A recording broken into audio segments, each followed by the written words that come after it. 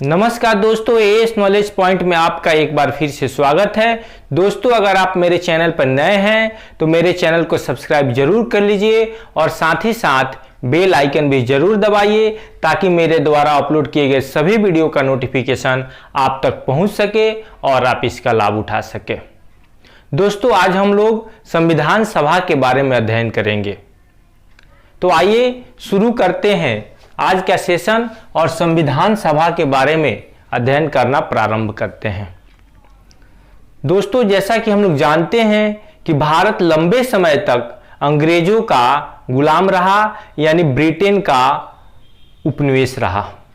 द्वितीय विश्व युद्ध के पश्चात अधिकांश विकसित देशों की स्थिति खराब हो चुकी थी और उसमें ब्रिटेन भी सम्मिलित था। और ऐसी परिस्थिति में ब्रिटेन ने सोचा कि अब लंबे समय तक भारत जैसे देश को उपनिवेश बना करके, गुलाम बना करके रखना मुश्किल है। और ऐसे में भारत को ब्रिटेन ने स्वतंत्र करने का निर्णय लिया और 1946 में भारत कैबिनेट मिशन आया और कैबिनेट मिशन में यह स्पष्ट रूप से कहा गया था कि भारत अपने लिए एक संविधान का निर्माण करे और संविधान सभा का गठन करके और उसी संविधान सभा के माध्यम से ही संविधान का निर्माण करे।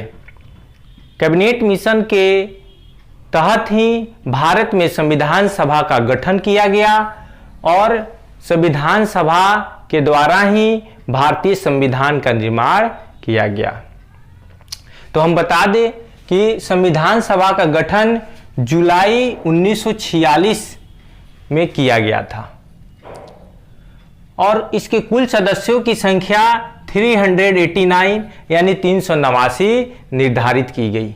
अब प्रश्न आता है कि 389 ही आखिर संविधान सभा के कुल सदस्यों की संख्या निर्धारित क्यों की गई।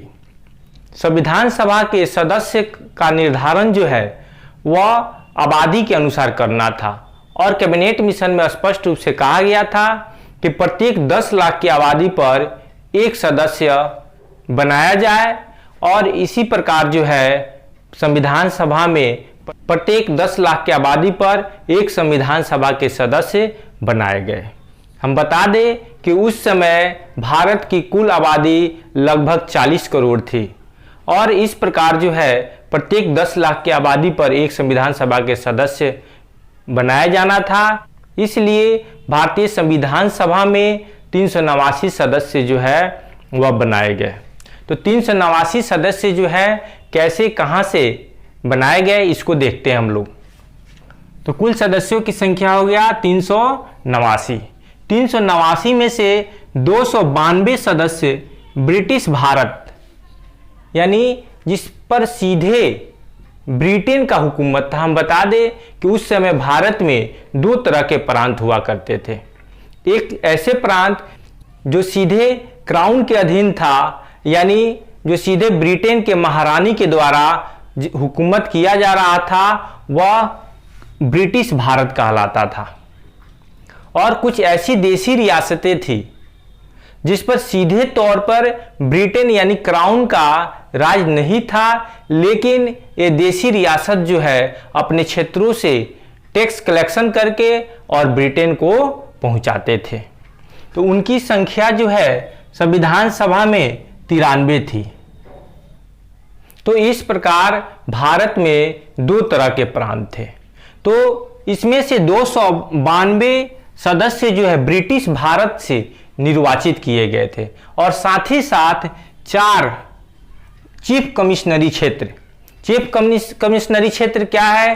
तो जो वर्तमान समय में केंद्र शासित प्रदेश हैं, उसी प्रकार ब्रिटिश हुकूमत के समय भारत में चीफ कमिश्नरी क्षेत्र भी हुआ करता था और चीफ कमिश्नरी क्षेत्र से भी 4 सदस्य जो है निर्वाचित किए गए थे।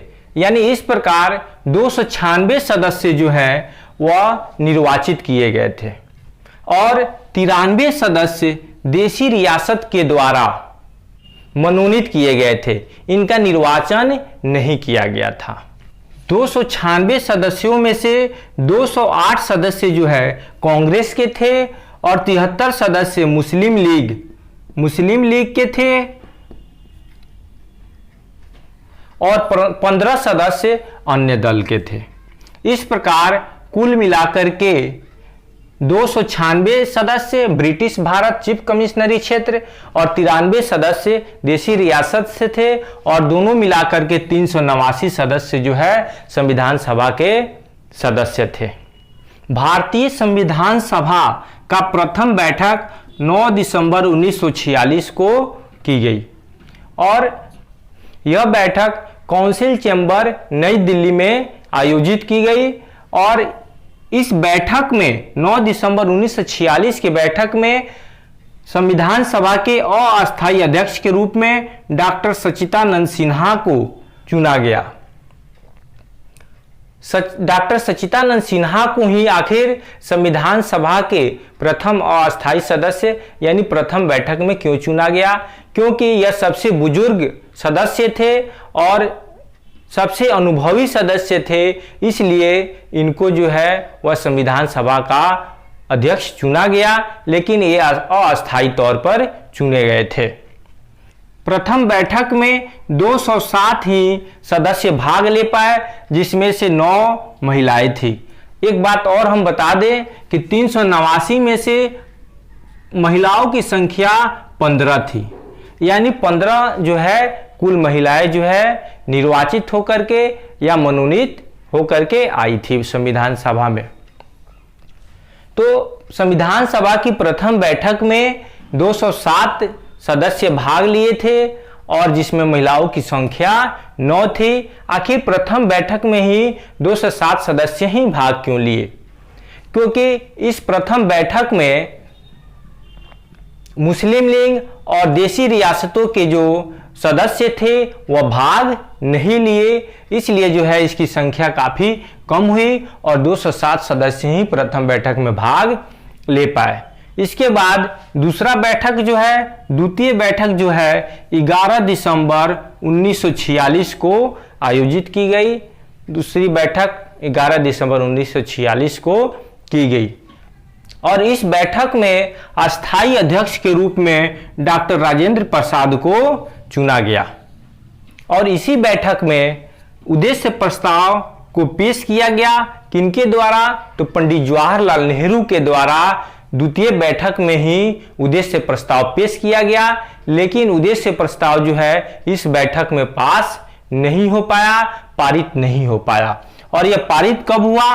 तो 22 जनवरी 1947 की बैठक में यह पारित हुआ और इस बैठक में ही दूसरे बैठक में ही विभिन्न समितियों का भी गठन किया गया, जैसे वार्ता समिति, संघ संविधान समिति, प्रांतीय संविधान समिति, संघ शक्ति समिति और प्रारूप समिति।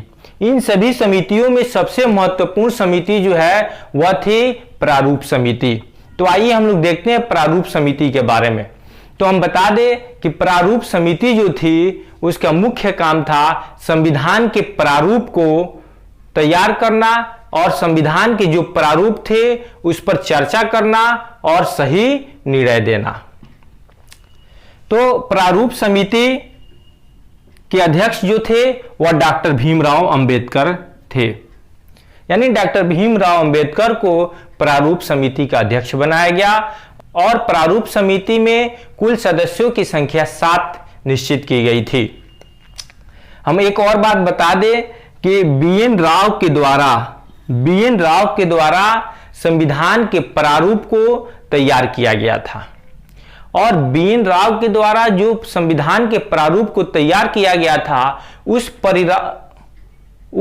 प्रारूप पर चर्चा करने के लिए, विचार विमर्श करने के लिए प्रारूप समिति का गठन किया गया था और इसके अध्यक्ष कौन थे? तो डॉक्टर भीमराव अंबेडकर, यानी डॉक्टर भीमराव अंबेडकर को प्रारूप समिति का अध्यक्ष बनाया गया और इसके अन्य सदस्य थे एन गोपाल स्वामी अयंगर, अल्लादी कृष्ण स्वामी अय्यर, कन्हैया लाल मणिकलाल मुंशी, सैयद मोहम्मद सादुल्ला, एन माधव राव, डीपी खेतान।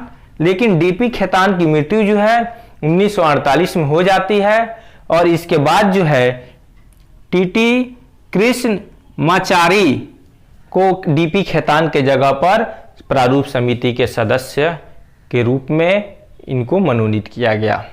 एक बात और हम बता दें, डॉक्टर भीमराव अंबेडकर जो हैं यह कहाँ से निर्वाचित होकर आए थे? तो सबसे पहले डॉक्टर भीमराव अंबेडकर जो है बॉम्बे से चुनाव लड़े थे और वहां से चुनाव हार गए थे। इसके बाद मुस्लिम लीग की सहायता से बंगाल से यानी पश्चिम बंगाल से ये चुनाव जीत कर आए और संविधान सभा के सदस्य बने। और फिर एक बार समस्या आई जब भारत दो टुकड़ों में बट गया, भारत आजाद हुआ और आजाद होते ही भारत दो टुकड़ों में बट गया, एक हिंदुस्तान और दूसरा पाकिस्तान बना। तो ये जिस क्षेत्र से जीत कर आए थे वह क्षेत्र जो है पाकिस्तान में चला गया और ऐसी स्थिति में इनके सामने एक बार फिर समस्या आई और बीएन राव की सलाह पर डॉक्टर भीमराव अंबेडकर को फिर से संविधान सभा का सदस्य बनाए जाने के लिए बॉम्बे से जो चुनाव जीत कर आए थे उनको पद से इस्तीफा दिला करके और डॉक्टर भीमराव अंबेडकर को बॉम्बे से फिर इनको चुनाव लड़ा करके और वहां से ये जीते और फिर संविधान सभा के सदस्य बन गए। उसके बाद विभाजित भारत में संविधान सभा का पुनर्गठन। तो जब भारत विभाजित हो गया तो फिर से संविधान सभा का पुनर्गठन किया गया और वह कब हुआ? तो 31 अक्टूबर 1947 को, यानी 31 अक्टूबर 1947 को संविधान सभा का फिर से गठन किया गया, पुनर्गठन किया गया।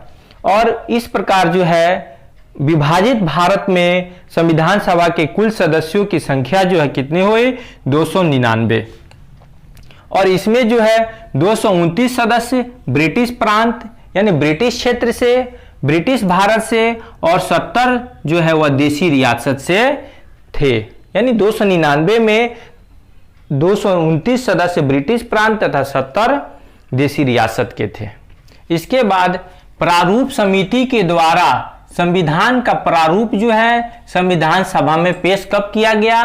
तो 21 फरवरी 1948 को। 21 फरवरी 1948 को प्रारूप समिति के द्वारा संविधान सभा को संविधान की प्रारूप सौंप दी गई। क्यों? क्योंकि उस पर अब चर्चा किया जाए और डिसीजन लिया जाए कि उसमें क्या संशोधन की आवश्यकता है और क्या उसमें नई चीज जोड़ने की जरूरत है। तो संविधान का प्रथम वाचन मतलब उस पर चर्चा, प्रथम बार चर्चा जो है 4 नवंबर से लेकर के और 9 नवंबर 1948 तक किया गया।